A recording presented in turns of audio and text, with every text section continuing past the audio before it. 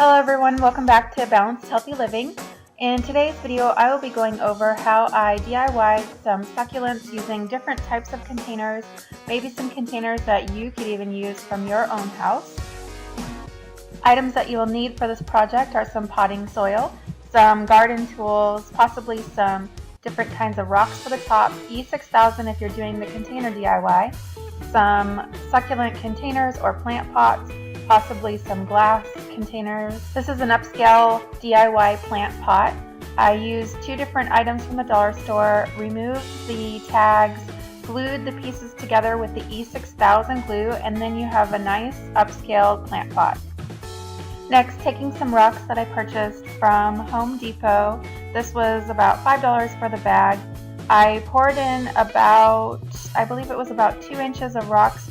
You want enough depth that the roots are not going to be touching the bottom, especially if your pot does not have a drain.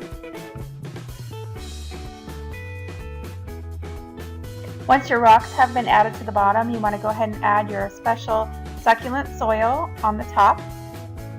Make sure to read any care instructions that the plants come with. It tells you a lot of times how much light and spacing the plants will need. Next, gently place the succulent roots and plants into your container. I found that the easiest way to do this was to start to fill up the pot and then make like a circular area where the roots and plant will fit. This next step is an optional decor step. It's just, I took some white rocks that I purchased at the dollar store to add a little bit of color and dimension to the piece. It was a lot of fun playing around with the different plants and putting different looks into the different containers. This container was something I purchased at a thrift store. I will link that video below. When working with any kind of succulents or plants, you want to be gentle with working with the roots, but also kind of break up some of that tough soil so that the roots can start to spread and root into the soil. You can see here that I compacted the soil slightly, just enough that the succulents actually stood up, but not so much that they were squished and didn't have space to breathe or grow. Optionally, if you want to use the same rocks that you use towards the bottom on the top instead of the white rocks, that's just a personal decor choice. A tip, if you have some gemstones or some pretty rocks around, I found it helpful to prop up some of the taller stem succulents.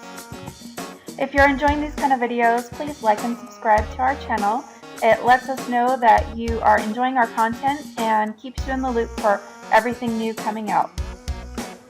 Once I finish potting all the plants, I spritz the top with some water. Again, check your care instructions for your plants.